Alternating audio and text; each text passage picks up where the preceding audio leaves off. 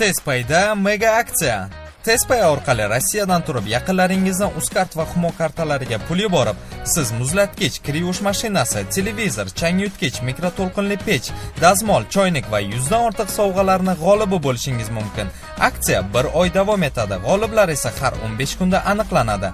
Tezpay orqali yaqinlaringizdan Uzcard va Humo kartalariga, kommunal to'lovlariga, mobil aloqa operatorlari va internet provayderlariga eng zo'r kursda va bir zumda pul yuborishingiz mumkin. Tezpay ilovasini Play Market va App Store'dan yuklab oling va yaqinlaringizni quvontiring. Vyacheslav Volodin O'zbekistonni AQSh bilan hamkorlik qilishning oqibatlaridan ogohlantirdi.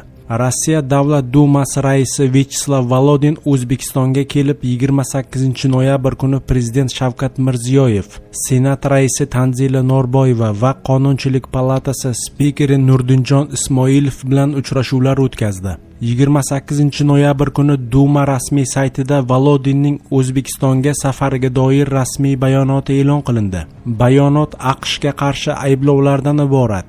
Vyacheslav Volodinning fikricha, O'zbekiston AQSh bilan hamkorlikning ehtimoliy oqibatlariga baho berishda Yevropaning Amerika bilan hamkorligi natijalaridan saboq chiqarishi kerak. Bu yerdagi odamlar donishmand, aqlli. Bu xabarlar nimaga olib kelishini tushunishadi, degan u AQSh vakillarining Markaziy Osiyoga tez-tez kelib turishiga izoh berar ekan. Duma raisining da'vosicha, aynan AQSh bilan qalin munosabatlar Yevropani iqtisodiy muammolarga yetaklagan. Uning fikricha, Amerika Yevropani Rossiyaga qarshi sanksiyalar urushiga sudrab kirib, Yevropa va Rossiya hamkorligidagi loyihalarni barbod qilgan.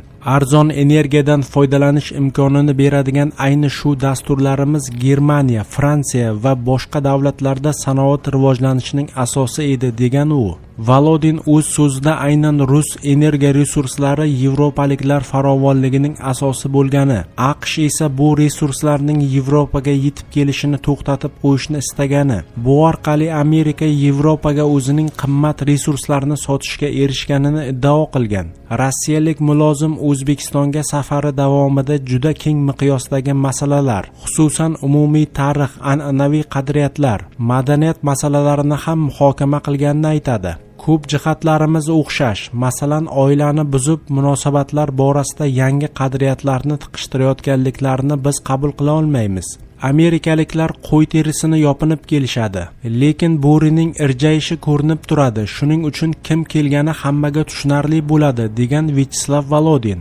Eslatib o'tamiz, sentyabr oyi oxirida Rossiya prezidenti Vladimir Putin MDH davlatlarining razvedka xizmatlari rahbarlarini Moskvaga yig'ib, ularni qonli qirg'in uyushtirishga tayyor turgan geosiyosiy muxoliflar borligini aytib ogohlantirgan edi.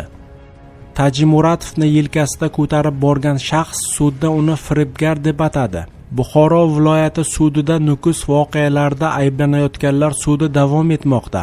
Sudning 2-kunida so'z olgan ayblanuvchi Azamat Turdanov Davlatmurod Tajimuratovni jinoyatchi va firibgar deb atadi. Turdanovning sudda aytishicha, 2022-yilning 1-iyul kuni Davlatmurod Tajimuratov Azamat Turdanovga telefon orqali SMS xabarnoma yozib, u haqida internetda video tarqatishini, xafa bo'lmasligi kerakligini bildirgan. Bunga javoban Azamat Turdanov shoshmay tur, hozir turgan joyingga boraman degan.